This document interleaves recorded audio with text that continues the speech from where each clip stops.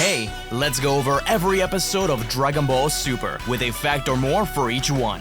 Let's begin. Episode 1.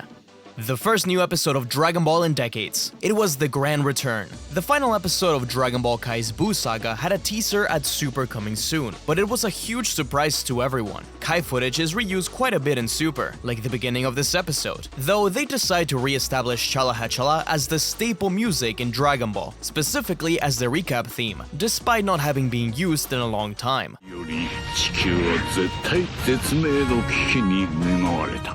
Dragon Ball Super begins 4 years after the wish to make everyone forget about Majin Buu. This episode actually aired only 3 months after Resurrection F premiered, so it was an extremely tight production schedule, without much preparation beforehand. As a result, many songs from Kai the Final Chapters were reused in Super. Also, the Snake, Goten, and Trunks battle in this episode actually appeared before, in the final filler episode, prior to the 10-year time skip to Oob.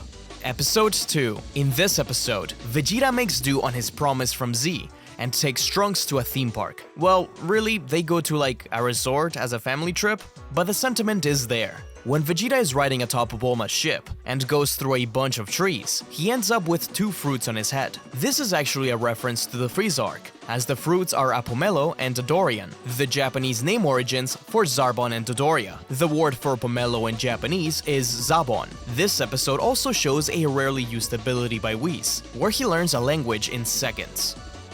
Episode 3.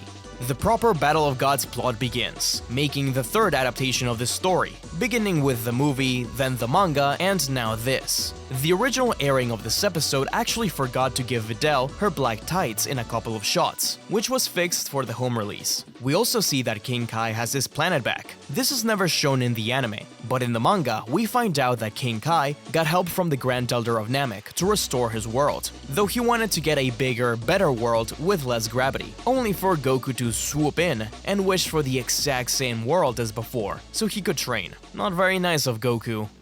Episode 4. The Pilaf gang planned to steal the Dragon Balls from Bulma's birthday party, but they weren't actually supposed to be here. In the original draft for Battle of Gods, before Akira Toriyama got involved, the 3 thieves that snuck into Capsule Corp were completely new petty thieves. But since this was supposed to be a grand reunion for Dragon Ball, Toriyama suggested bringing in long-forgotten characters, specifically the Pilaf gang. The anime never shows us how they ended up as kids, but the manga shows us the future timeline's perspective. While the Z fighters are fighting the androids, Gohan is tasked with finding the Dragon Balls. Him and Bulma hurry to them, but get there too late. Shenron is already summoned, and it's the Pilaf gang wishing to be young again. Just as the wish is made, Piccolo dies and the Dragon Balls are turned to stone, while the Pilaf gang, as babies, crawl away. Obviously, this is future Mai's backstory, but we can assume that this was similar in the present timeline as well, where the Pilaf gang, at some point during the 7 years after the Cell arc, used the Dragon Balls to regain their youth. This is also tongue-in-cheek, since it parallels Dragon Ball GT, where they turn Goku into a kid. This episode was written by Makoto Koyama, the son of Takao Koyama, the longtime writer for Dragon Ball Z movies and the creator of Broly. Makoto Koyama had also previously written the episode of Bardock Special. Now that's a Dragon Ball legacy. Episode 5. This is one of the most infamous episodes in Dragon Ball Super, and it was memed to death back in the day due to the animation, a lot of which was corrected in the Blu-ray release. In the episode preview for this one, Goku's kanji is missing when he uses the Kamehameha, but this was fixed for the proper airing. There is also an interesting difference here in the explanation as to why Beerus destroyed part of King Kai's planet. In the original film, it was because he lost in a game of hide-and-seek. In this episode, he says it was because he served him gross food. But there's yet a 3rd explanation given by Toriyama in an interview prior to the film's release, saying that Beerus shrunk the planet because he lost at a racing video game. Whichever the explanation is, King Kai pissed off Beerus, and because of it, his planet got smaller. There is also a moment where Goku dodges ahead of Beerus attacking, placing the building blocks for Ultra Instinct early on.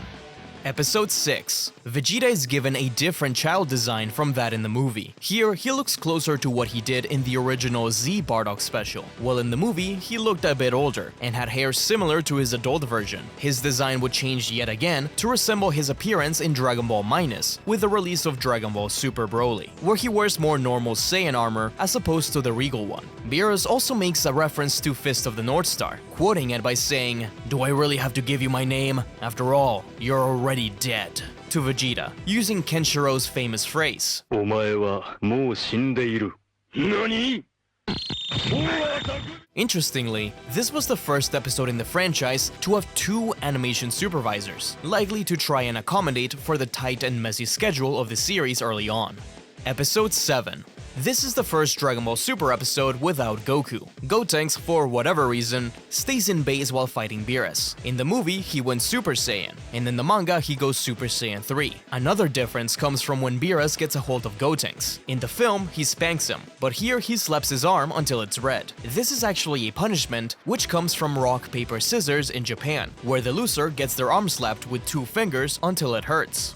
Episode 8. The scene where Beerus and Oolong play rock, paper, scissors was actually a deleted scene from Battle of Gods, which was later re-added to the extended edition of the movie, though it's quite different here. The reason why Battle of Gods and Resurrection F were adapted into the anime was actually because of Akira Toriyama, who felt that if they were going to make a new anime, they needed to establish Beerus and Whis as important characters for the kids who may have missed the films, especially since Res F had only recently come out.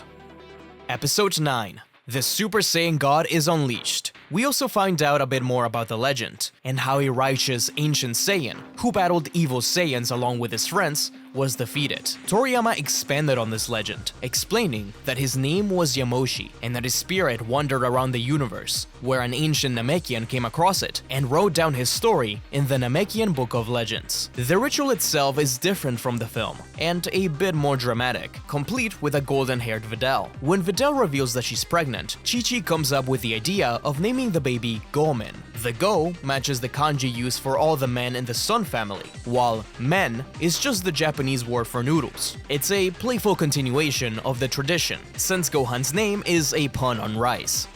Episode 10. Goku begins his battle as the Super Saiyan God. Aside from Super Saiyan, this is my favorite form of all time, but it wasn't supposed to look like this originally. Before Toriyama got involved, Super Saiyan God was supposed to have long, flowing hair. Between Super Saiyan 3 and 4, got more muscular and even gained a cape, according to character designer Tadayoshi Yamamuro. But Toriyama changed it to be the one we know now, as he's explained that he likes to make the strongest forms simpler, after making them more and more complex. We've never gotten to see an actual image of the initial design, only descriptions. I have a whole video going in depth into the original plans of Battle of Gods, if you're interested. Before we continue, be sure to leave a like and a comment. There's a new hype system on YouTube, and those interactions are more important than ever. Thanks as always for your support. Episode 11. When inside the Capsule Corp ship, Gohan asks Bulma to go fast, to which she asks why they can't just fly themselves. Gohan explains that the God ritual took all their energy, but Dende is also right there and could restore their energy easily. But anyways, Beerus is actually modeled after Akira Toriyama's own cat, a Cornish Rex, who once upon a time got sick and looked like he didn't have long to live, but miraculously survived, prompting the doctor to claim that he must be some kind of demon. Master Korin was also based on one of Toriyama's cats, one named Koge. Episode 12. There is a mistake in this episode where the ship has the Capsule Corp logo spelled as Capsule Coop. The Vegeta eye catch also has Capsule misspelled in the front of the ship as Capsu. In the manga, not only do Goku and Beerus battle across West City like in the movie, but there's also a whole subplot going on with the Kaioshin. Champa and Vados appear much earlier on, looking for a set of Dragon Balls, but there's still quite a few episodes before they appear in the anime. So while all of this is going on, Kibito Shin and the old Kai gather the Namekian Dragon Balls to take them to the world of the Kais for safekeeping, only for Champa and Vados to go somewhere far away, since they were actually looking for the Super Dragon Balls. This is when Kibito Shin takes the chance to use the Namekian Dragon Balls to defuse. Episode 13. In this episode, Naoki Tatsuta, aka Oolong, replaces Joji Yanami as the narrator of the series and King Kai due to his health concerns. Yanami had been voicing the narrator from episode 1 of Dragon Ball until episode 12 of Super. Sadly, Joji Yanami passed away on December 3rd, 2021. Tatsuta continues to voice them both to this day. This is also the first episode with the second Dragon Ball Super ending theme, starring Star, replacing Hello Hello Hello. Episode 14. There's a curious change from the movie here. The giant fiery keyball Beerus creates in the film that finally overwhelms Goku is not created by Beerus. Instead, it's a result of Goku's Kamehameha and Beerus' purple keyball clashing and fusing into one great energy sphere that threatens to consume everything in its path. In the movie, Goku briefly regains God to dissipate the energy, while here he punches it out in base. Weirdly though, Gohan tells Goku that he's going to have a baby with Videl, but Goku was right there when this was revealed. I guess he just needed a reminder. Episode 15. When we see Majin Buu reading at Mr. Satan's home, he's actually reading Neko Majin, a manga by Akira Toriyama that eventually becomes a self-parody of Dragon Ball, where Goku, Vegeta, Buu, and even the son of Frieza show up, taking place years after Goku leaves with Oob. The interviewer in this episode has also interviewed Mr. Satan before, in BoJack Unbound. I also mentioned in the Z-Facts that Mr. Satan's pupils and Miss Pizza from the Cell Arc filler also appear here and a few other episodes of Super. Mr. Satan tells a story where he goes Super Saiyan and defeats Beerus, the god of destruction. Dragon Ball Z Kakarot also added a free DLC story where Gohan helps Mr. Satan convince Videl that he really had powers, and even dyes his hair blonde to appear as if he's a Super Saiyan. Episode 16. Right before Vegeta whips up a meal for Whis, you can spot a lineup of ingredients already set out on the table. Each one of the items is a nod to the Ginyu Force. They include creamer, Rikum, yogurt, Goldo, milk, Ginyu, cheese, Jace, and butter, Burger. Vegeta also makes a ton of different Japanese food for Whis, including tempura, broiled eel, and motsunabe. But what really convinces him is none other than simple instant ramen, which, to the gods, is the most delicious food ever made. Both in the manga and the anime, Champa reacts the same way once he gets a taste of ramen. He's just like me for real. Episode 17.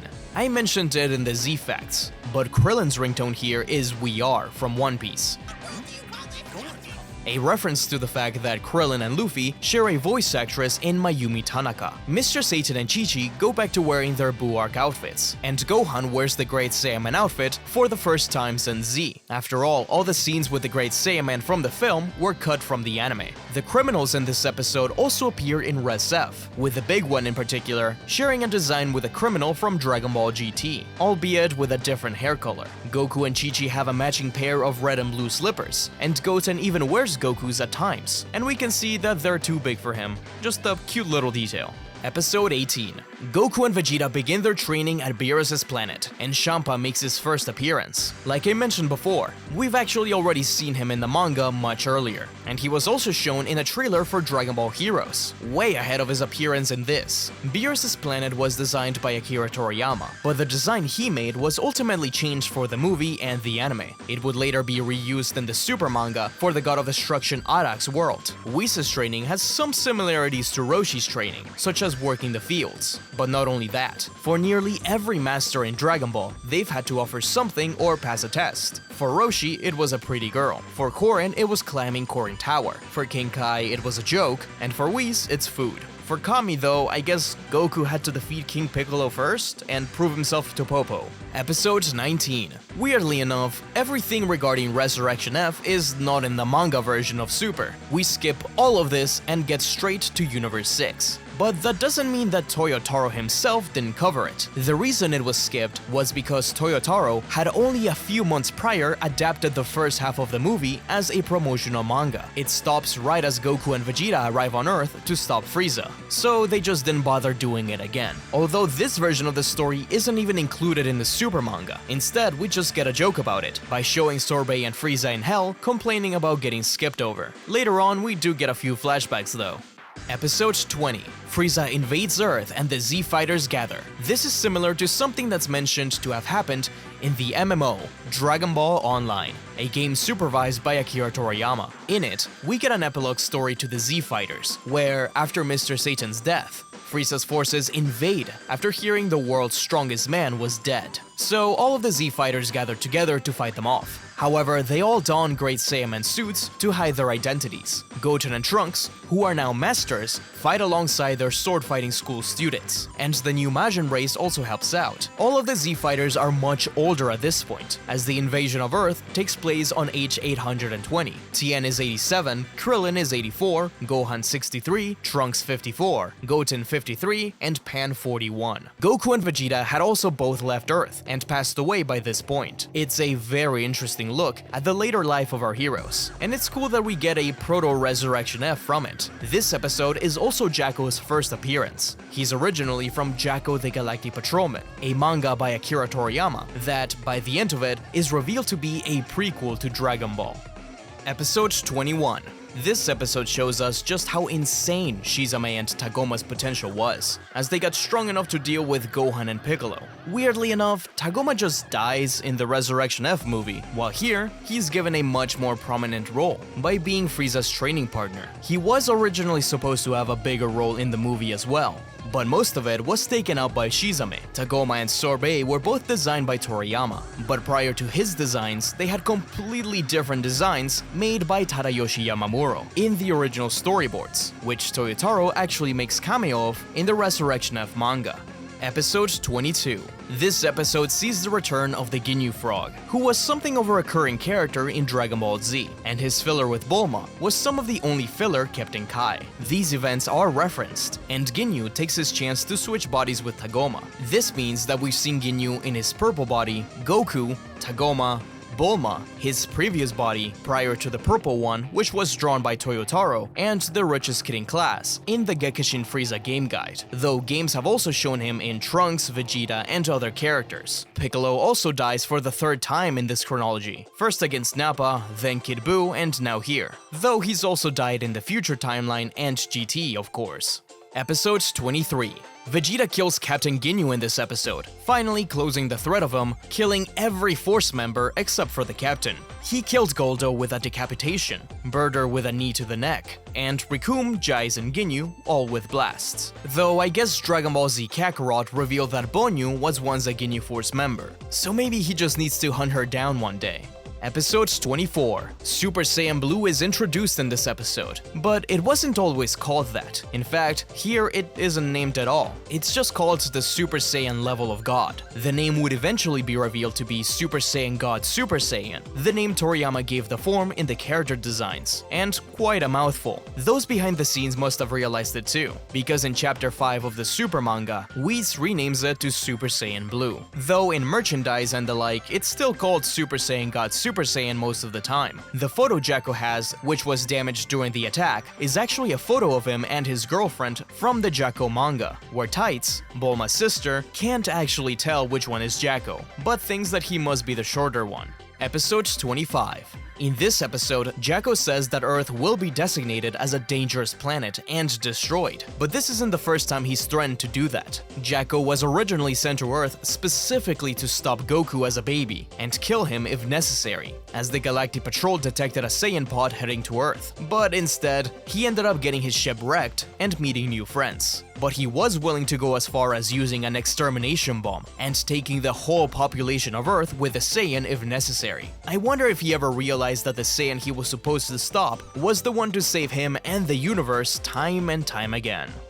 Episode 26. A lot of fans point to the animation as really suffering during this arc, and they aren't alone. Around this time, or perhaps before, Akira Toriyama himself complained about the Super anime, as revealed in the 30th anniversary book. Even animators expressed how stressful it was, with animation directors only having 10 days to check the layouts, though the quality began to get better and better after this arc. Surely having to animate stuff that they already did, but under worse conditions, played a part in it. There are plenty of continuity errors in this episode because of it, such as the ship appearing and disappearing, the Z fighters standing in completely different orders, and the damage in Goku's clothes changing directions. At one point, Frieza even gets shoes in a scene. This is also the first episode with the third ending, Usubeni, my personal favorite in Super, which has a funny shot of Oolong eating sausages, and everyone staring at him in disbelief as he becomes a cannibal.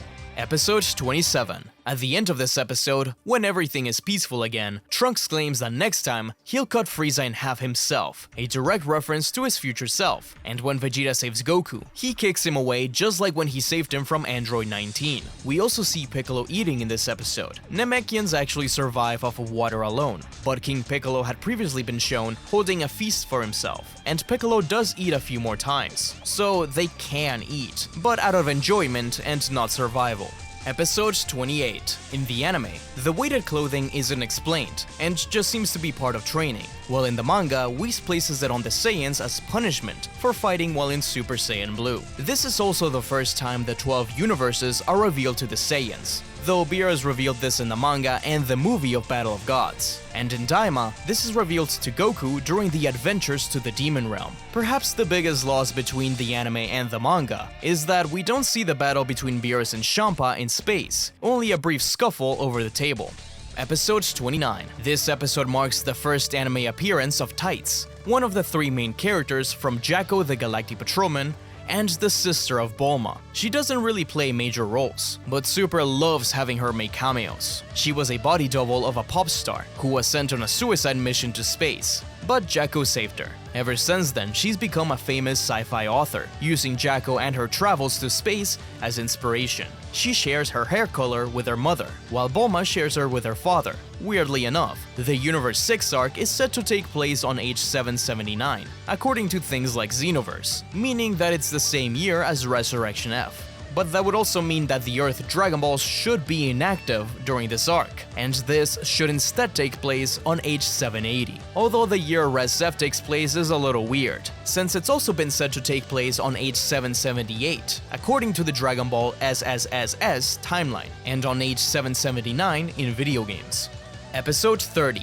This is mostly a recap episode sandwiched between Goku and Vegeta trying to get members for the Universe 6 tournament. This is also the first chronological reference to Oob ever since the defeat of Kid Buu, showing that Goku was well aware of him. In the manga, not only does he reference him, but Goku catches a glimpse of him. Speaking of Buu, we also catch him reading Nekomajin again, though it's titled Yoiko no Ehon, or Good Children's Picture Book. This episode explains that Dende is repairing the time chamber and removing some restrictions. It took him quite a few years to do it. Episode 31. Weirdly enough, one of the only animated adaptations of Jacko comes from this episode, as we see a flashback of Kid Bulma flying a spaceship. Though there was a Japanese motion comic once as well. There, Jacko is voiced by Tsubasa Yonaga, most well known from playing Nagisa in Free, and most recently, Mini Trunks in Daima. Kid Bulma was actually the one to fix the spaceship, and the galactic criminal Jacko confronts at Zuno's place has Frieza Force armor, so perhaps he was a soldier before the Empire fell. He belongs to the same race as one of the soldiers present when Frieza is revived. Goku searches for Kibito Shin's key here, but can't find it. This is actually because Kibito and Shin have already defused using the Namekian Dragon Balls. Episode 32.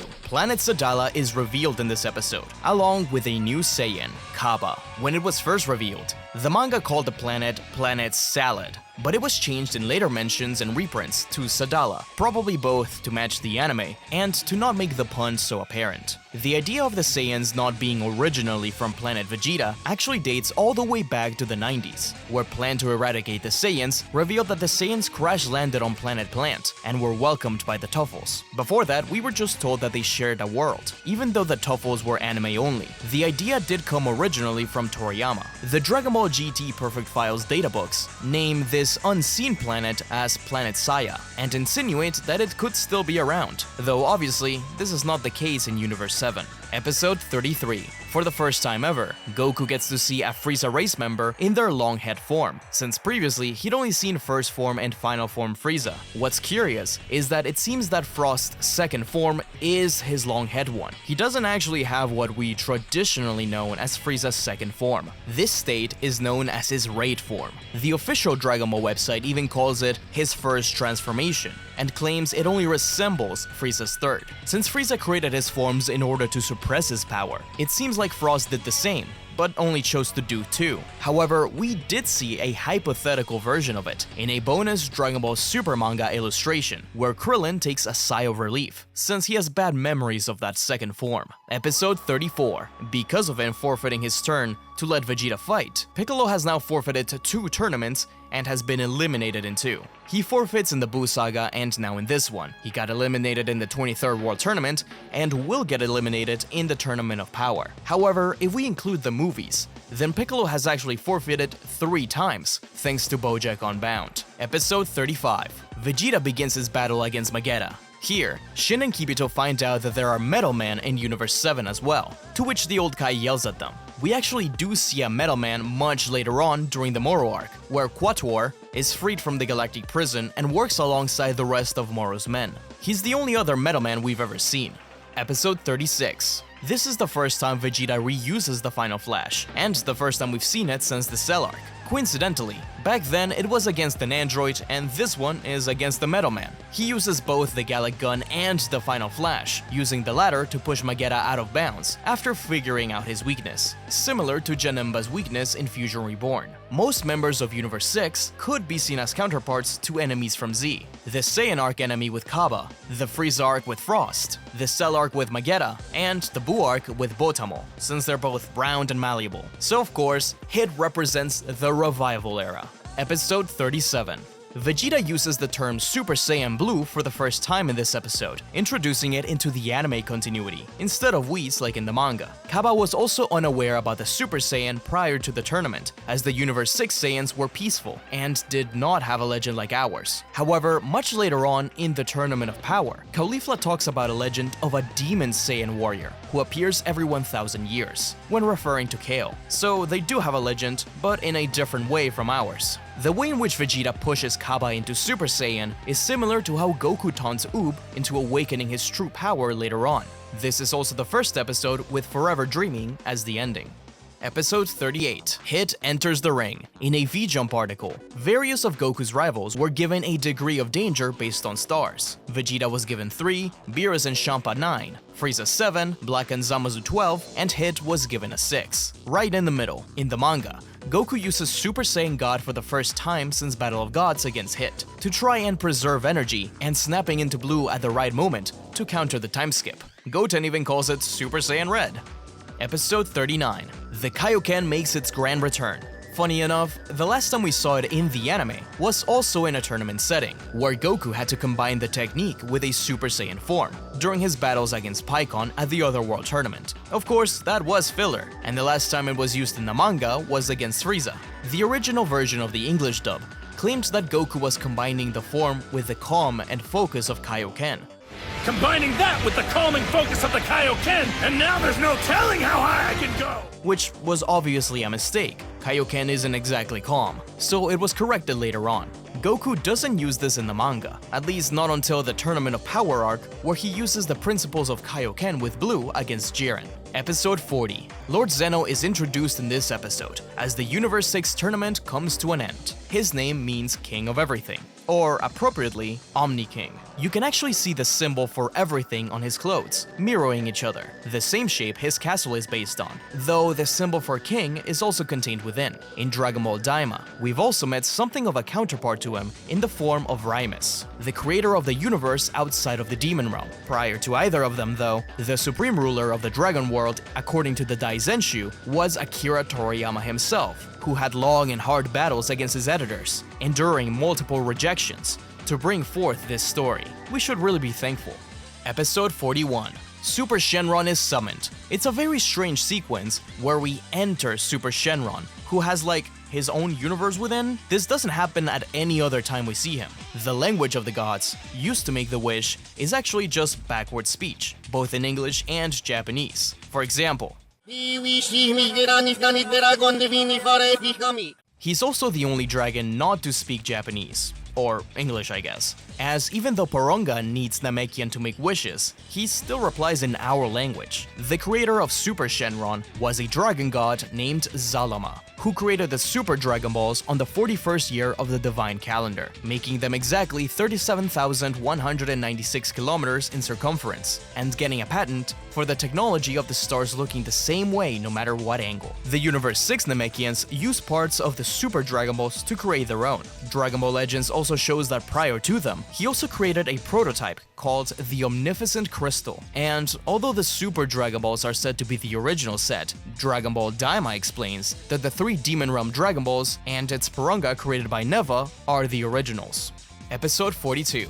The title card of this episode, and the next few in-between arcs, show Monaka's silhouette. This is a tongue-in-cheek joke, as every arc so far changes the silhouette to one of the antagonists. First it was Beerus, then Frieza, Champa, and Beerus. Now it's Monaka, though Trunks will be the next character featured, and they drop them all together for the Tournament of Power. Monaka's name means Grand Ponta, or Great Nipples. The idea of having someone stronger than Goku for him to look forward to is a direct parallel to the lesson Master Roshi was trying to teach Goku and Krillin in the 21st World Tournament. Episode 43.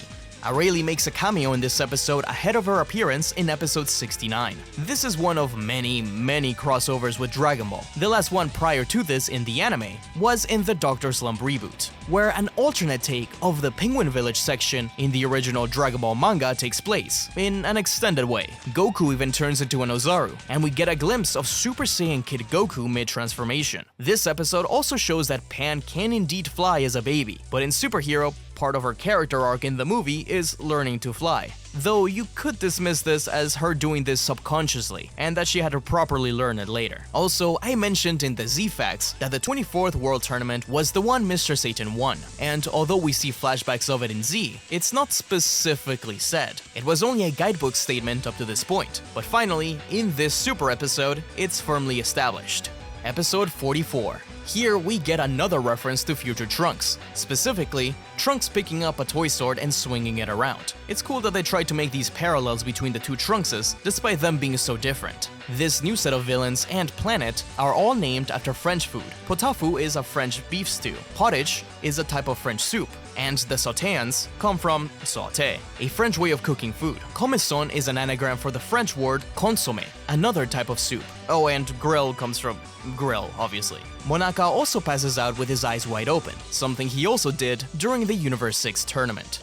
Episode 45. The voice of Copy Vegeta has a fun twist in both English and Japanese. In Japanese, he is voiced by Masakazu Morita, the voice of Tarble in the 2009 Jump Special, Vegeta's brother, while in English, he is voiced by Brian Drummond, the voice of Vegeta in the Ocean dub, and the one who first popularized the over 9,000 meme. The same way, Kakarot, but unfortunately this fight will be our last. He's also played many other characters, my favorite of which is Ryuk from Death Note.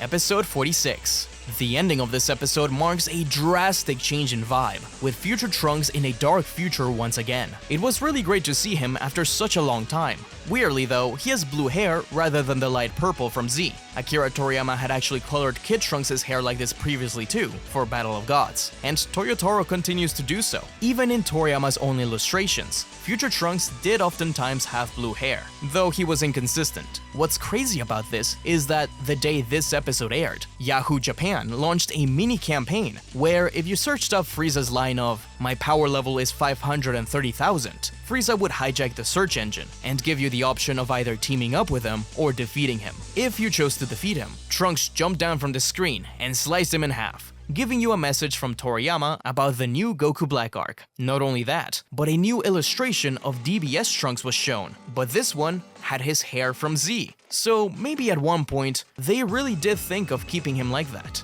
Episode 47. Goku Black's first proper episode. The idea of this arc originated from Toei's suggestions, likely starting with the idea of bringing back future Trunks. But Toriyama was specifically inspired by tokusatsu doppelgangers for the villain, citing False Ultraman and False Kamen Rider as inspirations, and specifically Kamen Rider Black. Masako Nozawa voices Black because, of course, it's still Goku, but changes her manner of speaking to be much more refined and polite. So much so that the editorial began getting letters about how sexy Goku Black was, according to Toyotaro. Episode 48. The title of this episode includes the word hope, stylized with 2 exclamation marks. Just like the time machine, the fuel used in this episode is called Blue Number 15, Electrofluid. we can see Trunks carrying it around, although it can also be seen as a green color, as shown in the Resurrection F Trunks Special Edition, an extended cut of the film aired on August 27, 2016, that added a new prologue and epilogue focused on Trunks, sneaking through the ruins of Capsule Corp to get fuel, and sitting down to read a book called The Legend of Dragonball, recapping the Freeze arc. The movie then plays as normal, before picking back up with Trunks, as he escapes from Black, serving as a prequel to the events in this episode. This special edition has never been released anywhere outside of its initial airing. Episode 49. The way the Majin Buu arc happens in the future, in the anime, is extremely cut down from what happens in the manga, which gets a whole chapter explaining it. This was also adapted into Kakarot, showing future Trunks being approached by Shin and Kibito, and training with the Sea Sword. Trunks even undergoes a ritual to become a Supreme Kai apprentice, gaining the ability to heal. The fight against the Majins is extended, and Shin has a heroic death as he helps Trunks against the Bora. But in the anime, we don't see future Shin and Kibito at all, and Trunks doesn't get the Sea Sword. In fact, according to the anime timeline, Shin doesn't die against the Majins. Instead, Black hunts him down. This makes the choice of Trunks' timeline a little weird, since in the manga, Black specifically chooses it because Shin is dead, meaning Beerus was too. There is also a third version of the future Buu arc, which we can play through in Shin Budokai 2, where Trunks gets the help of everyone in the present. Cooler Janemba and Broly attack, and future Gohan returns, even getting Ultimate. Episode 50. In the English dub, Beerus references Austin Powers' line of They're in my belly.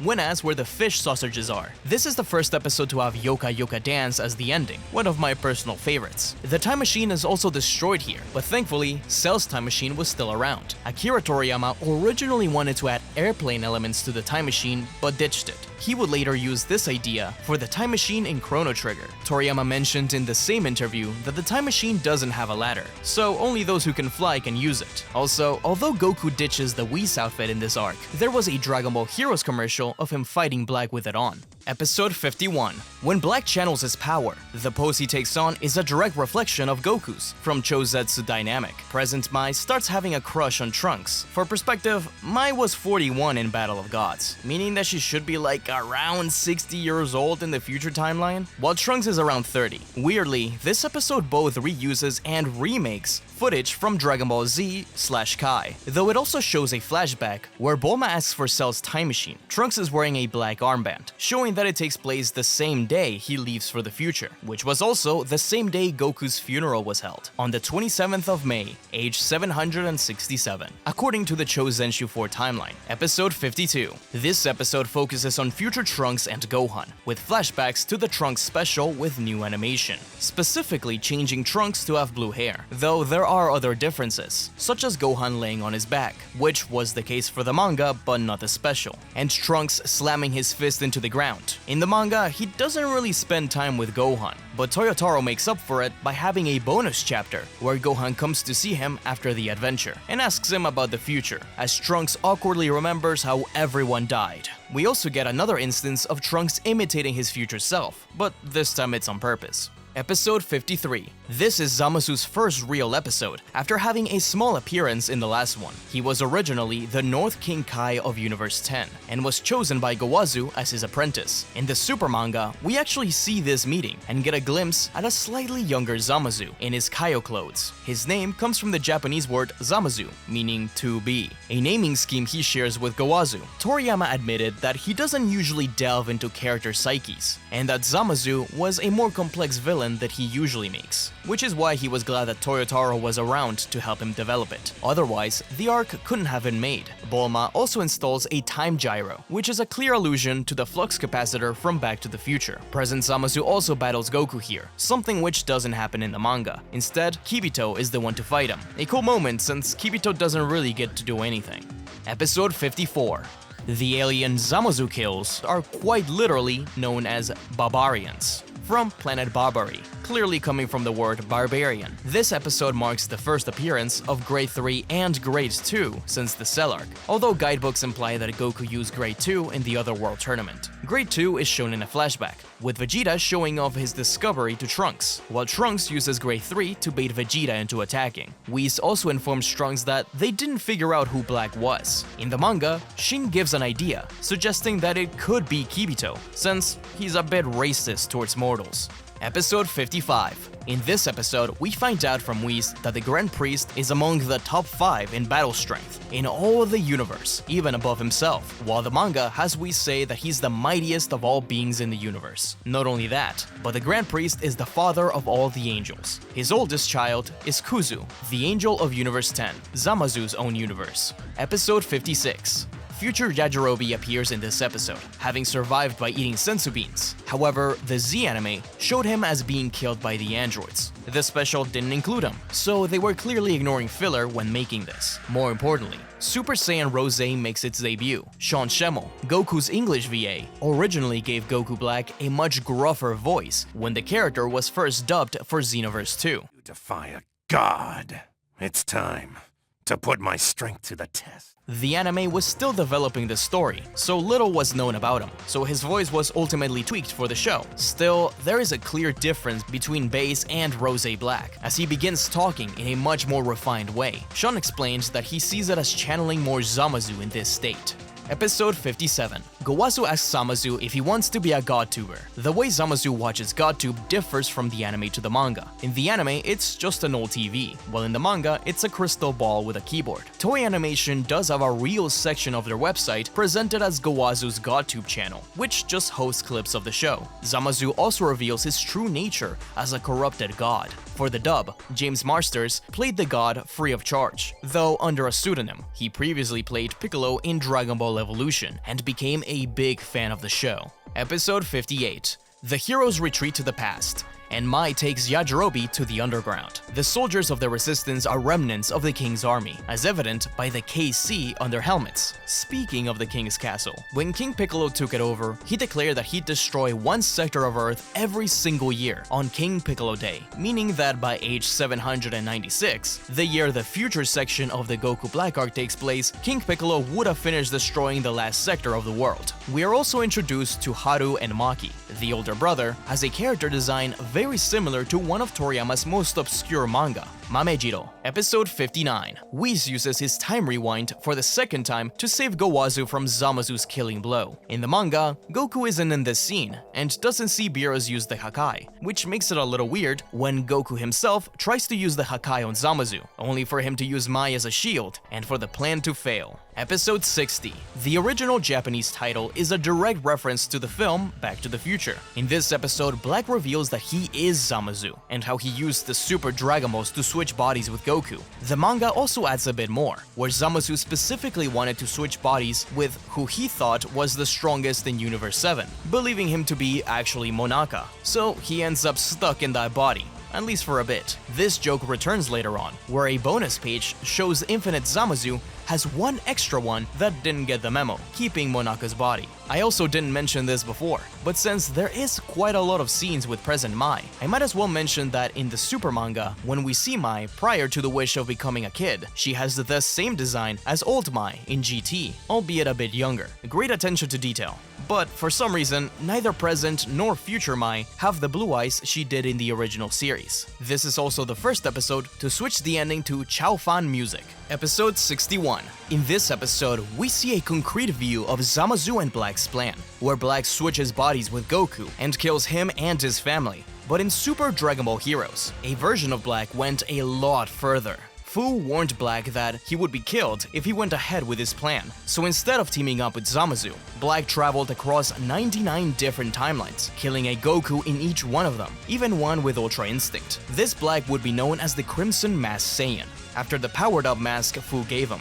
he would discover the power of Super Saiyan Rose 2 and 3, and even Full Power, a version of the form similar to 3, but with a tail and eyebrows. This Black was ultimately destroyed by Gogeta. Episode 62. Bulma now has a healing chamber that cures Goku much faster than the one from the Frieza arc. In the scene where he's healing, we can see Mai turned away and hiding her face, because he's shirtless. Ever since the beginning of Dragon Ball, we've seen just how nervous she is about everything related even remotely to intimacy, like her reaction when Pilaf blew a kiss to Bulma as torture, or when Trunks suggested holding hands. She's very reserved. We also get the return of the Mafuba, the evil containment wave created by Roshi's master, Mutaito, to seal away King Piccolo. It hasn't been seen since Kami used it on Piccolo, and he reversed it. In Dragon Ball Online, it's revealed that the area where King Piccolo was originally sealed was Ishuri Lake, and by then, it's become home to the Dark Namekians, a set of Namekians who escaped planet Namek once it was destroyed by Mira and Towa, and were corrupted by King Piccolo's evil presence. Trunks also uses his new Super Saiyan Rage, a form that is often just called Super Saiyan or Super Saiyan 2 in other media, so it's a bit unclear what it actually derives from. Episode 63. This is the first episode that reveals that Whis is an angel, and that they become inactive once their god is killed. Though this isn't the only way to stop an angel. They also have a rule that they cannot fight seriously, and if they do, they're erased from existence. Trunks also showcases the Gallic Gun, and Vegeta uses his iconic "Us Saiyans have no limits" as he beats down on Black, showing just how much stronger he got in the time chamber. In the manga, his strategy is very different, as he switches between forms to preserve stamina, similar to Goku's strategy during the Universe 6 tournament. In fact, this fight was the very first time we ever got to see Super Saiyan God Vegeta, ahead of his appearance in the Broly movie. Episode 64. When practicing the Mafuba, Trunks uses different Ginyu Force and Great Saiyaman poses. At the end of the episode, Zamasu and Black fuse into merged Zamasu, and his hair is basically a white version of Super Saiyan Goku's hair. What's interesting about this is that this was teased long before the Black arc. In an interview in the very first volume of the Super manga between Toriyama and Toyotaro, Toriyama revealed that he originally wanted Super Saiyan God Super Saiyan to have white hair, but that it would end up color clashing with an upcoming villain. This would, of course, turn out to be Zamasu. Episode 65. The battle against merged Zamasu begins. In the original Toriyama outline, this fusion wasn't all that powerful, according to Toyotaro. As he said, Zamasu actually wasn't all that strong of a character in the original draft I received from Toriyama-sensei. Though immortal, his strength was such that 2 Super Saiyan Blues were more than enough to take him on. It's precisely because of this that in the original draft, things unfolded so that his immortality and Potara time limit became key, and Goku and Vegeta took turns fighting him. In the manga, Zamasu battles by throwing giant blocks of Katshin, something he doesn't do in the anime, but is a power given to him in Sparking Zero. Episode 66.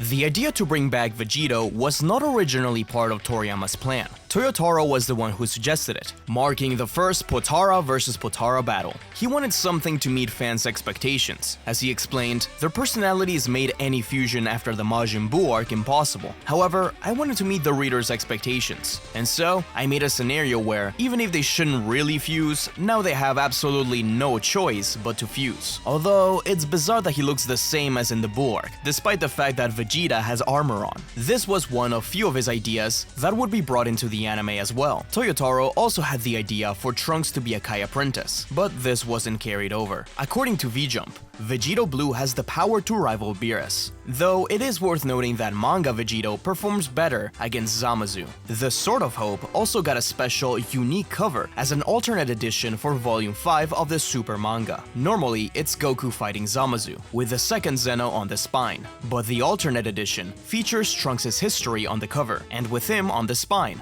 And one last fact, just because I really like this, in Xenoverse 2, we see that the Sword of Hope gathers Genki from other timelines, including GT. Episode 67. The idea of infinite Zamasu is present in both the anime and the manga, but while the anime shows it as Zamasu's presence spreading over all the universes and timelines, including the present, in the manga, he is instead showing as infinitely multiplying. When they get back to the present, future Mai doesn't really acknowledge Pilaf or Shu, and we don't really know what happened to them in the future, but the manga hints at their deaths, as Mai gets excited to see them, but leaving them with an ominous, "To think you'll end up like that." Future Zeno is also brought to the present, present. A nice detail about them is that while present Zeno is right-handed, the future one is left-handed.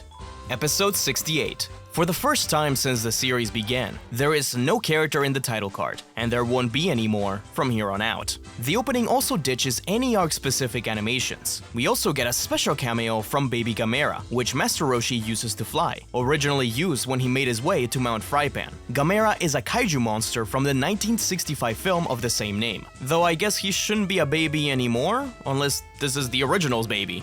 Episode 69. The Dr. Slump crossover episode, and one of my favorites. We get a whole little tribute to the original Dr. Slump anime. With a remake of its intro, GT also had a couple of mini crossovers, including a cameo appearance in the sequel manga. Dr. Mashirito is the main antagonist of Dr. Slump, who died in the original manga, but he returns in this episode as a ghost. This isn't his only crossover with Dragon Ball, as in the DS game Jump Superstars, he has an ultimate with Piccolo, when they fuse into an unnamed fusion I like to call Dr. Picorito. His ultimate attack is a rejection special beam cannon. This is all a giant joke, since both Piccolo and Mashirito were based on Toriyama's first editor, Kazuhiko Torishima, who was known for often rejecting Toriyama's ideas. We also get a short fight between Vegeta and Arale, where Vegeta says he'll never fight a gag manga character again, a reference to him saying something similar when leaving a fight against Neko Majin. Episode 70. The Baseball episode, a callback to Yamcha's profession during the Saiyan arc filler, suggested by Toriyama. One of my favorite references happens here, where Vegeta and Goku have a stare down and say, a reference to the intro sequence from the Super Nintendo game Super Butoden 3.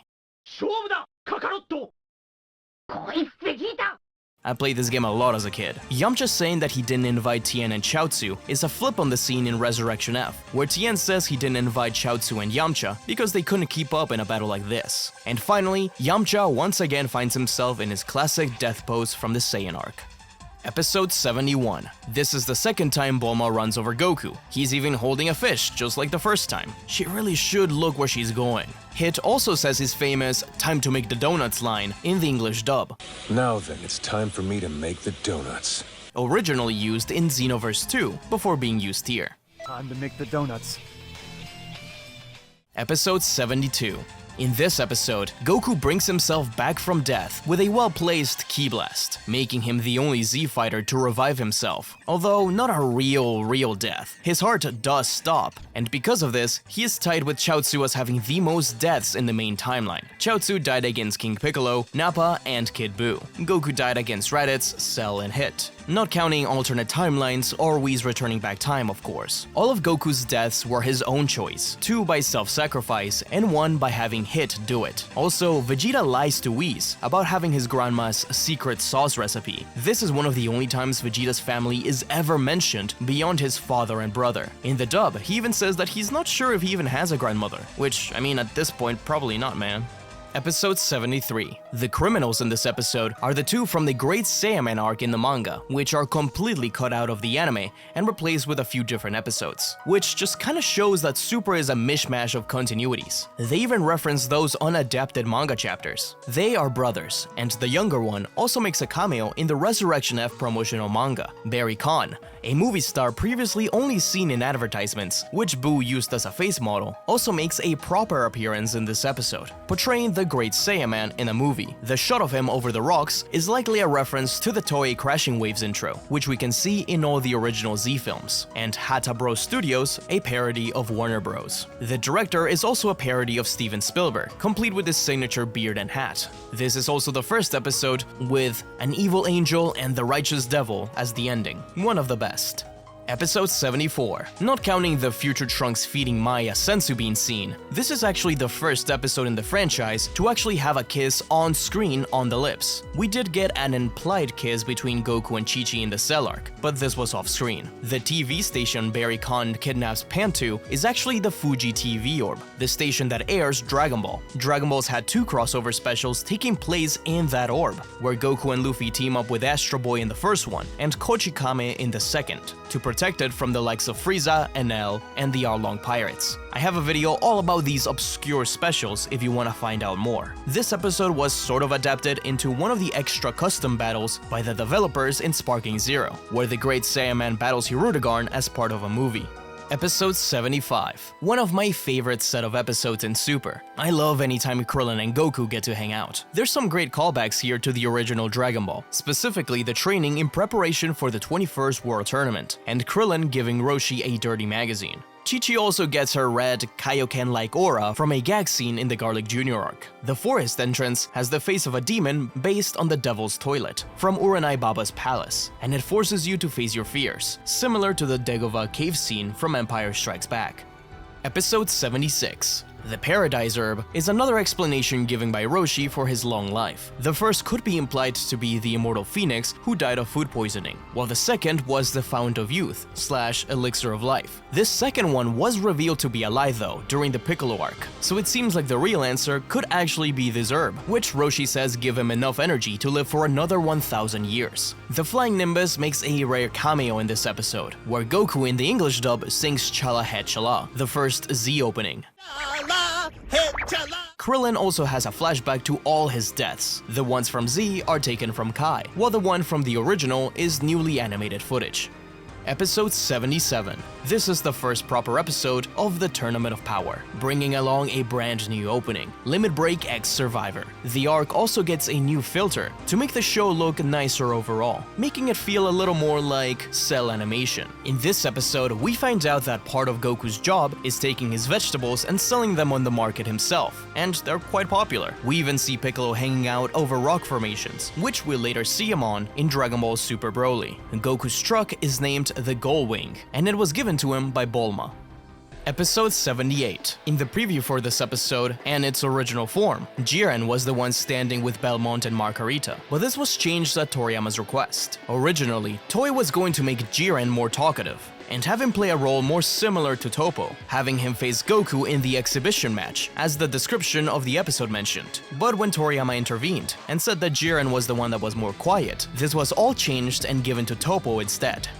Episode 79. In this episode, we're properly introduced to the trio The Dangers from Universe 9, the lowest team in mortal level at only 1.86. Each one of the brothers is named after types of mints: lavender, basil, and bergamot. Basil also has a transformation in this episode, which Dragon Ball Legends calls Danger Doping. Episode 80. This episode features a fight between the middle brother, Lavender, and Gohan. Lavender's name is kind of ironic, since he's able to produce poison naturally from his body, and lavender, the herb, actually possesses properties that can be used to remove poison and toxins. It also seems like there were some last-minute changes with lavender and bergamot, as in supplemental material. It was Bergamo who was given the name Poison Bergamo, as well as being referred to as the middle brother, while Lavender was referred to as the eldest brother. So just like Jiren and Toppo, it's likely the trio went through some changes before the episodes featuring them aired. Episode 81. In this episode of the anime, Goku and Bergamo fight, with Goku being victorious. However, the manga is entirely different. So different in fact that these exhibition matches don't happen. We don't meet the trio The Dangers at all here. We get a more unique exhibition match, featuring all the gods of destruction fighting each other, with each one of them showing off their skills. The conclusion involves only Beerus and Quitella, the mouse, as the last two standing, but the Grand Prix stops the match as Zeno grew bored. So we never officially find out who the strongest gods are, but we at least know that Beerus is somewhere up top. Also, although Belmont did fight at first, using playing cards, halfway through he just starts pretending to be dead. Episode 82. Toppo and Goku fight in this episode, and Toppo views Goku as an evil being who needs to be stopped. There are a few differences between the anime and the manga for this fight, as in the anime the fight ends in a draw, but in the manga we actually get a conclusion. Toppo is the one who wins. Speaking of battles against Toppo, when we first meet his God of Destruction predecessor in the manga, Belmont, we actually see his planet. There, he's being served to by clown girls, until one of them is killed by him when she threatens Margarita. Originally, Toyotaro was going to have Margarita herself serve grapes to Belmont, but Toriyama had him change it, as to not imply that they were lovers. Episode 83. This episode marks the birth of Bulma and Vegeta's daughter. She is named Bra, or Bola in most translations. Her name, just like the rest of her maternal family, comes from underwear. In the English dub, Whis is actually saying something when reciting the incantation. If played backwards, he's actually saying...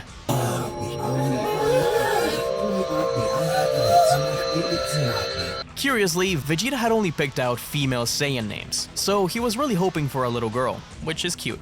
Episode 84. Goku begins the task of recruiting all the fighters for Universe 7. Besides himself, he has Vegeta and Gohan, but the next to be recruited are Krillin and 18. Afterwards, he asked 18 for 17's whereabouts, to which she doesn't know his exact location, but she knows he now works as a ranger on a nature preserve, which is a nice little Easter egg, as in the final battle with Buu, when Goku requests energy from the planet. 17 is shown to be holding up two poachers at gunpoint, hinting at his career. In an interview before Super, Toriyama had already expanded on 17's job, saying it's ideal for him, as he likes to work alone and doesn't hold back against the poachers. He's also married to a zoologist, and the two have 3 children, 1 biological and 2 who are adopted. They live in an isolated house on an island. Hopefully we get to see 17's family in the future. This is also the first episode with Boogie Bag as the ending.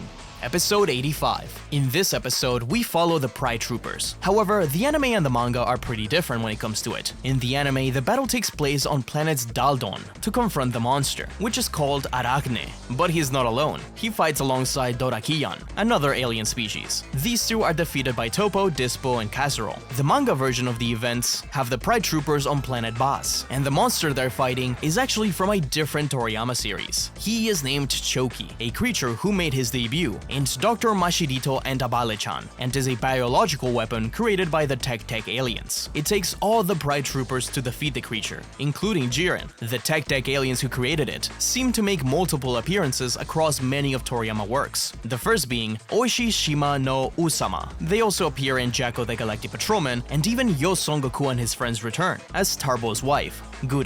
Though more than likely, Toriyama just really liked that one design.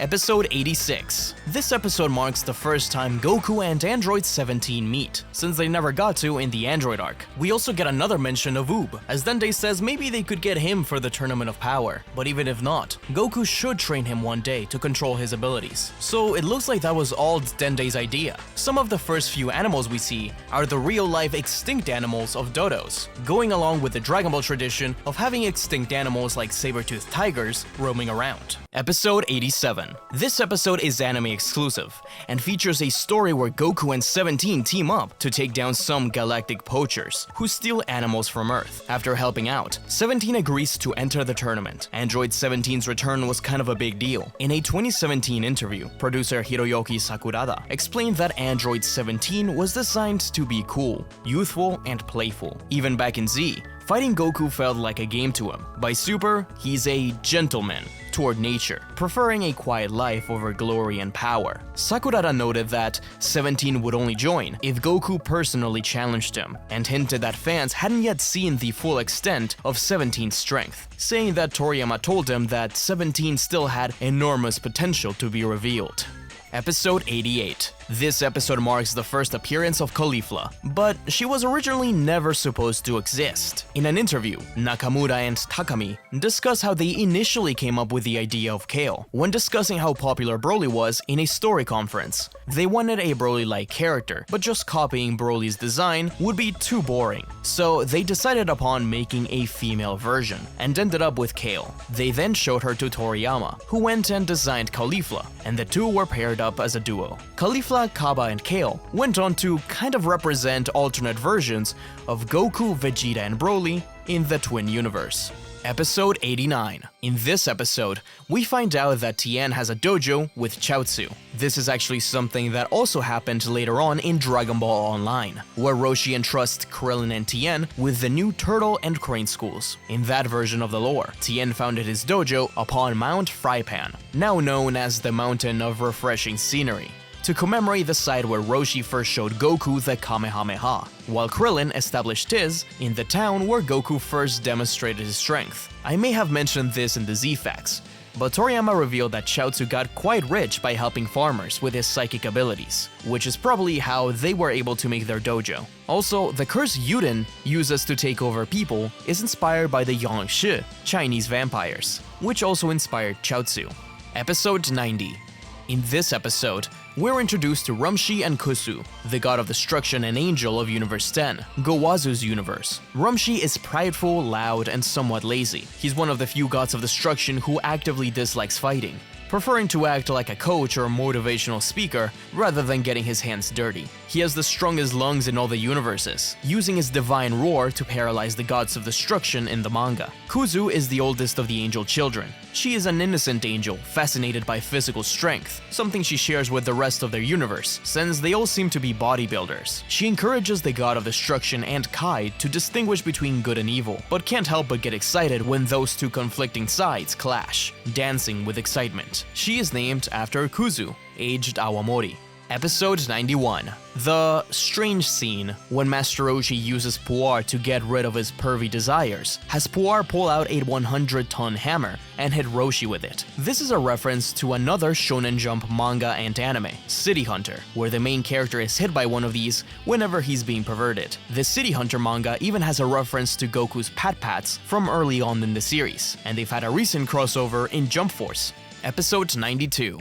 We visit Planet Sadala and get the introduction to our first female Super Saiyan in Caulifla. Although previously, in Dragon Ball Heroes, the female Saiyan avatars were all already able to transform. This is just the first one in a mainstream continuity, and the birth of the infamous Tingly Back, which was actually an idea by Toriyama, though not exactly like this. According to DBS Broly director Tatsuya Nagamine, it's said that the character gets tingles on their back, then imagines that sensation sprouting outwards and becoming Super Saiyan. This would ultimately become the inspiration for a new animation style in Broly, as to give more energy to the attacks and transformations, since the characters have to literally draw it out from within themselves. Universe 6 Saiyans seem to have an easier time reaching Super Saiyan, partly thanks to S-cells, cells revealed by Toriyama to be necessary to reach Super Saiyan after a certain amount. Thanks to calm and gentle environments, S-cells can grow faster, as shown with Goten and Trunks, and now, the Universe 6 Saiyans. We also meet Mew, the god of destruction of Universe 3, who was designed by Toyotaro to ride within a mech named Musco, inspired by Lord Ludd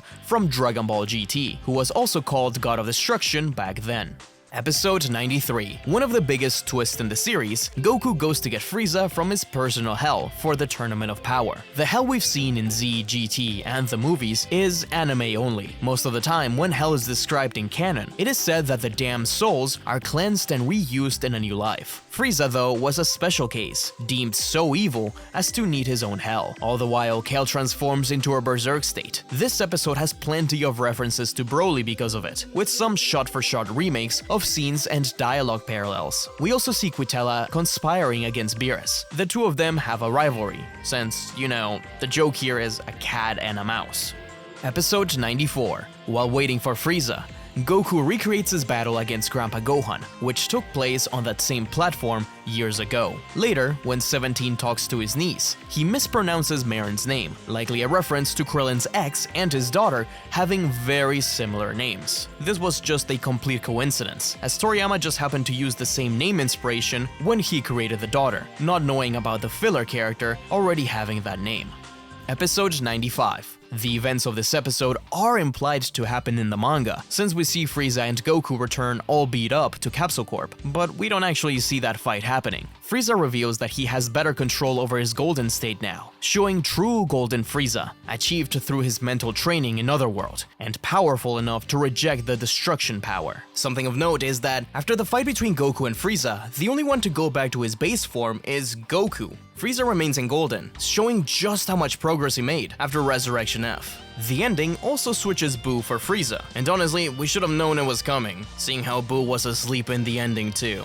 Episode 96. The Tournament of Power is about to begin, but first, we get 3 of our top gods of destruction having a short fight to test out the arena. Iwan from Universe 1, Arak from Universe 5, and Liqueur from Universe 8, all of which were excused from having to participate in the tournament, along with Jin from Universe 12. This is the closest thing we get from the god battle in the manga. Sadly, this episode marks the last proper episode with Hiro Mitsuru as the voice of Bulma. She had been there since episode 1, but passed away on November 16th, 2017, though she does have a couple more pre-recorded lines later down the line. Ever since then, Aya Hisakawa has voiced Bulma. Episode 97. In this episode, the animation of the opening is changed to replace Majin Buu with Frieza, a really cool way to misdirect us, though I did miss Buu during it. The Tournament of Power begins. The very first combatant to be taken out is Rebelu from Universe 10, one of the only flying characters, defeated by Basil. According to series producer Satoru Takami and director Ryota Nakamura, the Tournament of Power was Toriyama's own idea, specifying 80 people fighting all in a jumble. Toriyama also designed some characters, with Jiren, Toppo, Dispo, and Quitella being the first designs made. They weren't originally a superhero team, but since they all wore uniforms, the anime staff fleshed it all out into what we have now. This is also the first episode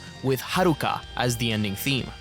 Episode 98. Goku and Vegeta battle Universe 9. Vegeta uses some moves of old, such as a double kick up to the air and a hammer fist down, often called Amazing Impact in games. He most famously used this against Android 19. He also punches Hisopp in the stomach and blows him away, just like he did against Zarbon. This attack is often called Final Gala Cannon. Goku and Vegeta also recreate the final Kamehameha from Vegito by fusing their individual techniques. At the end, Universe 9's angel, Mojito, is left with a strange smile, which led to 1,000,000,001 fan theories about angels being evil. Either way, Universe 9 was the lowest ranked out of all the universes, with a mortal ranking of 1.86, as I mentioned previously. And you can see why, they were the first ones out. Episode 99. Krillin defeats Majora. This is similar to his first victory in the 21st World Tournament, where Krillin farts on Bacterian's face. What's weird about Majora is that he's blind, and is never shown opening his eyes, but the intro has him with his eyes open. He is named after the Marjoram plant.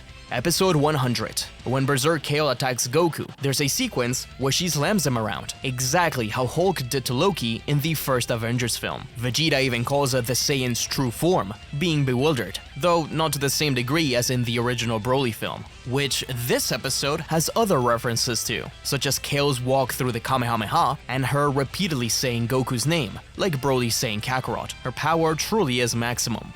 Episode 101.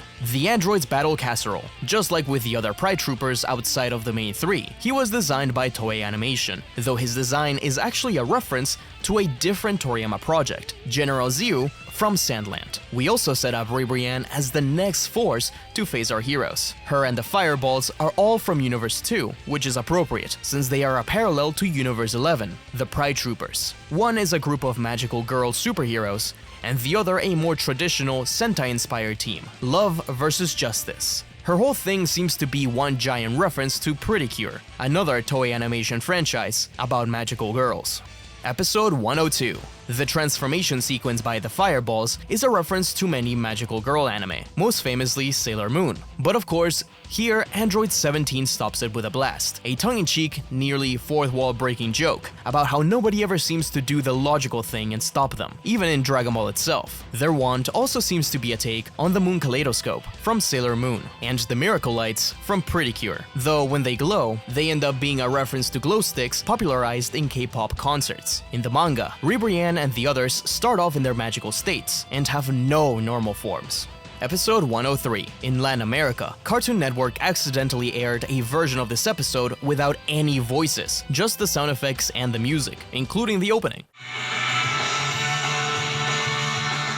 The episode was cut short and postponed for a later date. Universe 10 is erased by Zeno, with Omni being the final warrior. He is one of the more memorable of these disposable fighters. What's funny is that Toyotaro posted a sketch of him and Ginyu together, with a theory that they may be the same race. Well, I guess Ginyu's current body is the same race.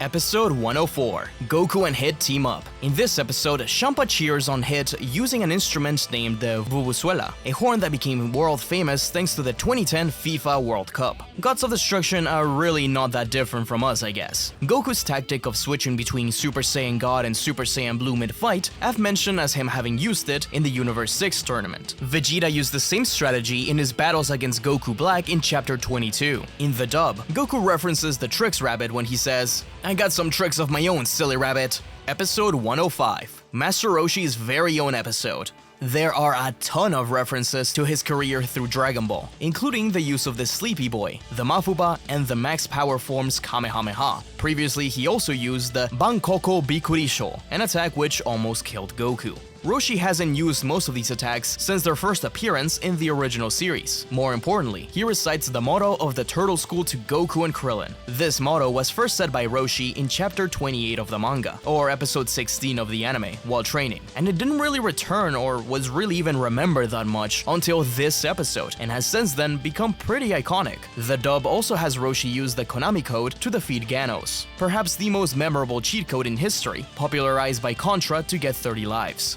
Episode 106. Tien does a lot better in the tournament in the anime versus the manga, where he's quickly eliminated by Frost after Frieza tells him to just get rid of the weak humans. One of the Universe 2 fighters eliminated in this episode seems to be inspired by the monsters created by Dr. Raichi from the original Plan to Eradicate the Saiyans game, and its OVA, which is appropriate, as Dr. Raichi was a Tuffle, and the other members from Universe 2 are also clearly inspired by other Tuffles, such as Raichi, Mew, Rildo, and Baby. A sidebar from the V-Jump October 2017 issue mentions that there is a Tuffle in Universe 2, but it's never mentioned anywhere else, nor who it is, and could just straight up not mean anything, seeing how much production changes there were during Super. Episode 107. This episode title is stylized just like Resurrection F, a play on the movie's title, which in itself was taken from the Maximum the Hormone song, F. For the first time since Piccolo Jr. did it, we see the Mafuba reversed, as done by Frost. More importantly though, this episode was actually delayed due to a special 2-day event on Fuji TV, celebrating the history of Japan. Various animes such as One Piece had segments. Dragon Ball itself participated, showcasing scenes like Vegeta as Oda Nobunaga, and Bulma as Queen Himiko, and much more. It's a fun little special. Episode 108. This is the first episode where Frieza uses his full power form since his defeat on Namek. Frieza and Frost have a twisted version of Kaba and Vegeta as their relationship, with Frieza calling Frost his student, and Frost calling Frieza senpai. This episode also reveals that the Super Dragon Balls can indeed be used to kill the gods. Episode 109.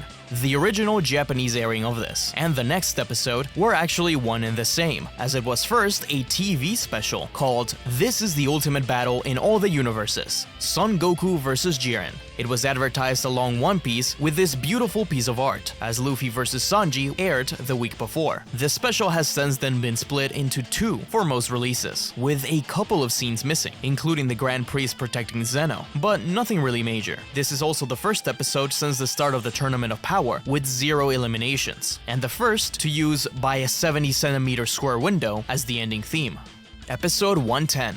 Goku finally awakens Ultra Instinct. In this episode, we get our first use of Ultimate Battle as the insert song, though Super had used Chosetsu Dynamic as an insert song before. This is the first original vocal theme inserted into an episode. Some animation in this episode, including Whis' explanation and bits of the fight, are taken directly from the intro of this arc. Ultra Instinct is the payoff to quite a bit of foreshadowing beforehand, including Goku dodging preemptively in Battle of Gods, and Whis instructing them on the principles of moving without thinking in Res F. In the manga, Goku doesn't unlock Ultra Instinct through the Spirit Bomb, but rather by watching Roshi dodge Jiren's attacks through his martial arts principles, reminding Goku of his many lessons, until he's knocked out of the ring. Episode 111. The episode begins with Frieza giving Goku energy, as a callback and payback for Goku giving him energy on Namek. Hit also battles and is eliminated by Jiren. This sparked a ton of theories online about Hit not actually being eliminated and that he was actually just using a clone. It was a crazy time to be a Dragon Ball fan. But of course, he really was defeated. This episode also marks the halfway mark of the Tournament of Power when it comes to in-universe time. Episode 112. A Kaba-heavy episode. This time, he defeats Mona and gets eliminated by Frieza. In the manga, he instead sacrifices himself to place the Potara on Kale and push her back into the arena. The kick from Super Saiyan Kappa is also reused animation from the first opening, Chosetsu Dynamic, animated by Ken Otsuka, though it's cool to actually get to see that Ki Blast kick in action. Given that this is halfway through the tournament, the title card changes to match the new sky given by the Grand Priest. Episode 113. Kale and Caulifla team up against Goku. Their names come from kale and cauliflower, both of which are in the Brassica oleracea plant family. Broccoli, the inspiration for Broly's name, comes from the same group, and in production materials for the Tournament of Power, Kale's berserk form was named as her turning Broly. Subtlety was never Dragon Ball's strong suit. Episode 114. There's an inconsistency in the fusion between Kale and Caulifla. Previously, we've been told that characters stay at whatever transformation they were at when fusing. This was a whole little plot point Piccolo had with Goten and Trunks, but despite fusing in Super Saiyan, Kefla appears in base. The whole Tournament of Power is pretty different between the anime and the manga, as you've seen, but one of the biggest differences is everything with Kefla, where she battles Gohan instead of Goku. Their battle is kinda short, and they end up knocking each other out of the ring. I like both versions a lot though. Episode 115. The original Japanese airing of this episode had a special segment featuring Hiyoshi Hikawa, the singer of the second Super opening, celebrating the battle between Goku and Kefla. He even has a Dragon Ball Heroes card, though I think he looks more like Carthu's dojo than anything else. Also, if you remember this commercial playing through the Japanese broadcasts, you're a real one. Episode 116. One of my favorite Kamehameha ever is in this episode, the Sliding Kamehameha. In Dragon Ball Xenoverse 2, there's a DLC story where Goku achieves Ultra Instinct during the fight against Kid Buu, recreating this iconic scene, but against Buu. At the end of the episode, in the original Japanese broadcast, Fuji TV aired a short message regarding Hiromitsuru's death, saying, "Hiromitsuru-san, who voiced the character Bulma in the Dragon Ball TV anime franchise for many years, has passed away. Tsuru-san gave her courage and kindness to countless people of all ages, and we sincerely pray that she rests in peace." Episode 117. Ribrianne vs. the Androids. Ribrianne's transformed state was originally designed by Akira Toriyama, and the anime staff were the ones that took it and made it into the idea of a cute girl transforming into a fat hero. It was also the anime staff's idea to have her battle Android 18, saying that Ribrianne always shouting about ideals and love made for a good counterbalance to the stoic and composed mother that is Android 18, as if to have a battle of ideals. Episode 118. In this episode, the Namekians from Universe 6 take on Gohan and Piccolo, Saonel and Pirina. Both of the Namekians are fusions, each having assimilated with half of the Namekian race, in preparation for the Tournament of Power. Saonel's name is a pun on the word snail, while Pirina is just named after Pilina, which is actually a type of mollusk. So both U6 Namekians follow the same naming puns that most other Namekians do. It's also interesting to note that Saonel's design is pretty similar to Piccolo's, while Pirina looks more similar to Lord Slug. Maybe they are supposed to represent that counterbalance. Episode 119. Piccolo is eliminated in this episode by what seems to be an Invisible Man. So Master Roshi makes a reference to the fight against Invisible Man during the Baba tournament, where Krillin pulled down Bulma's shirt to give Roshi a nosebleed and reveal the Invisible Man. Sadly, they don't try this technique again. Universe 4 has name puns based on herbs and spices, with Daemon, the fighter who eliminated Piccolo, being named after cardamom. This episode also had a spoiler as a title originally, when named in Jump, called Another Victim from Universe 7. Universe 4 gets serious, so it seems like it was changed pretty late into production. Episode 120. Universe 3 enters the fray and takes on Universe 7. This universe is mainly made up of robotic creations, since it has the highest intellectual level. Most of the fighters are named after Italian dishes. Goku faces off against a robot, Pansea, whose name pun is pancetta, which is an Italian bacon. Meanwhile, Vegeta takes on Boraletta, whose name is based on polenta, an Italian dish made from a cornmeal-based dough. Their leader is Paparoni. This one is a bit more obvious, with it being pepperoni. Episode 121. The Anilaza episode, when the remaining of Universe 7 had to team up. In the anime, he really is a threat, but in the manga, he is one-shotted by Kale without doing anything to anyone. In the anime, he's only made up of Koizereta and Paparoni, but Koizereta is already a fusion. In the manga, he's made up of Borareta, Pansea, Koitsukai, and Paparoni. What's weird is that in the manga, prior to his fusion, Nigrishi is still active in the tournament, since he's not in this dance. But once Kale defeats Anilaza, he's suddenly there too, and their universe gets destroyed. For this reason, and the fact that the manga already has one extra component for Anilaza, I believe that Nigrishi was originally supposed to be part of the fusion. Albeit this is just my theory here. Honestly, Nigrishi is the one character who looks the most like Anilaza, and has a character design that stands out more than the others. Also, Anilaza is a pun on lasagna. Episode 122. In this episode, Vegeta faces Jiren, while the stands are crunched all together. Belmont, the god of destruction of Universe 11, is actually one of Toyotaro's favorite characters, so much so that he made his own custom figure using Beerus as a base. He was also one of two gods of destruction designed by Toriyama and Toyotaro working together. The other one was the god of destruction of Universe 2. The work of designing the gods was split between Toyotaro and Toriyama. Universe 1 and 12 were done by Toyotaro, Universe 2 and 11 by Toriyama and Toyotaro, Universe 3 and 10 by Toyotaro, Universe 4 and 9 by Toriyama, Universe 5 and 8 by Toyotaro, and of course, 6 and 7 by Toriyama. A lot of this episode looks great, particularly thanks to animator Yuya Takahashi in the fight between Jiren and Vegeta, although they also did stuff like Goku vs Jiren 1 and Goku vs Kale and Caulifla. This is also the first episode with the final super ending, Lagrima. Episode 123.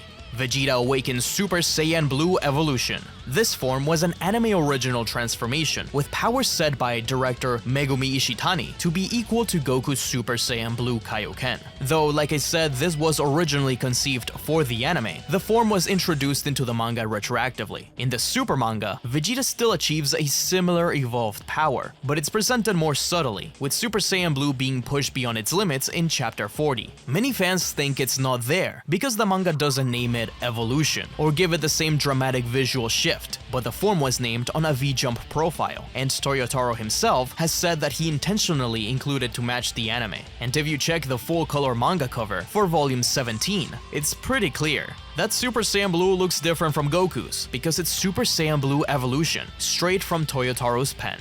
Episode 124. In this episode, Dispo is finally taken out by Gohan and Frieza. He uses his super maximum lightspeed mode, a technique so fast that even Zeno's iPads can't keep up. Like I mentioned before, Dispo was one of the first 3 characters created by Toriyama for Universe 11. However, the anime staff had to figure out his personality. What made them decide on his cocky attitude was once Ben Shimada was cast. He is most well known in Dragon Ball for playing Broly.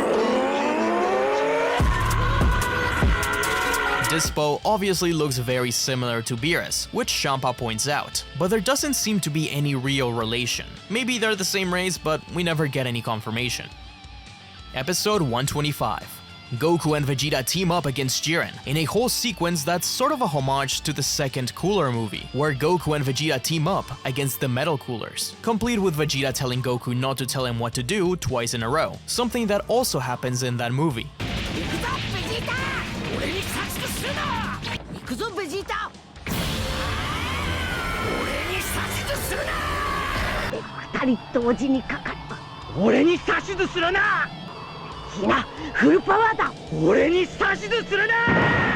Toppo also reaches his God of Destruction mode in this episode, showing why he was chosen as the next destroyer.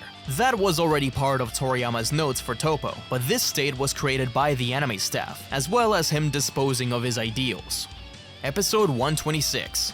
Vegeta once again uses the final explosion, only this time he survives, despite spelling out most of his power. In Dragon Ball Heroes, Blue Evolved Vegeta once again uses the technique within Majin Ozoto to break a hole through reality and into the outside world, and is left unconscious. Speaking of Vegeta, ever since Super, he's been in quite a few ads for both ramen and cleaning supplies, which are pretty funny. Pretty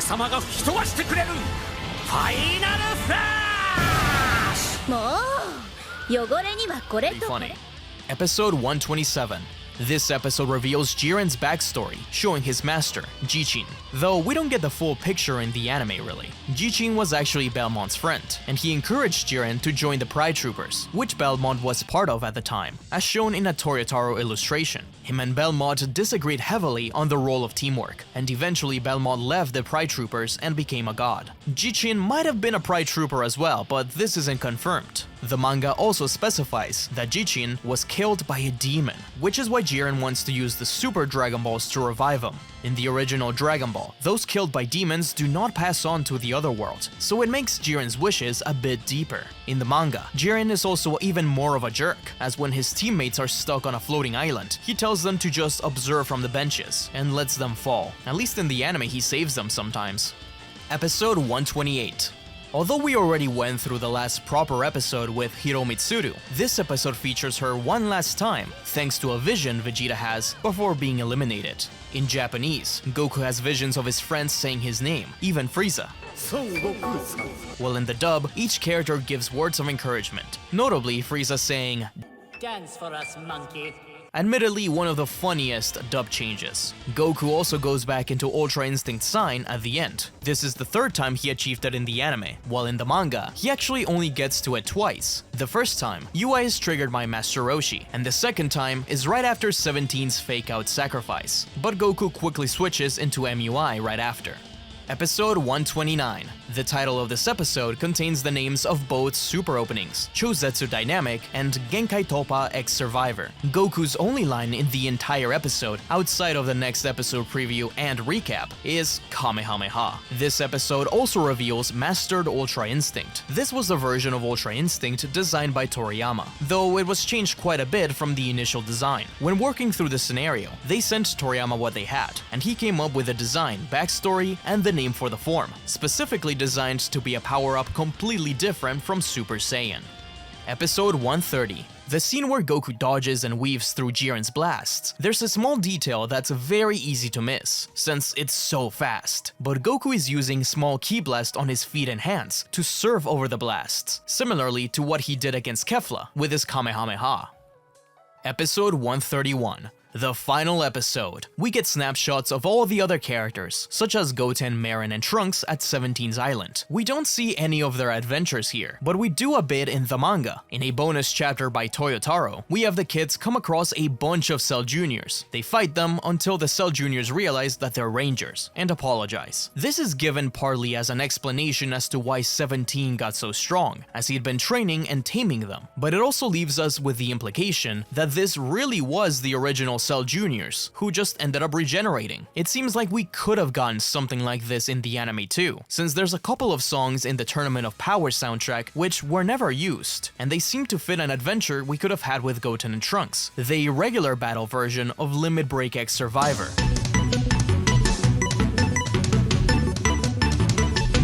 And specifically the song named The Boy's Adventure, which more than likely was meant for Goten and Trunks. At the end of it, we have Goku and Vegeta taking their classic poses, back where their rivalry began. There's also a refrigerator commercial that picks up right after the episode ends, showing us a tiny bit of the battle. And with that, that was one fact for every Dragon Ball Super episode. Be on the lookout for the compilation of one fact for every Dragon Ball Z episode. And also, be sure to hakai that subscribe button if you're looking for more deep dives into Dragon Ball. Check out my video explaining the Battle of Gods we never got.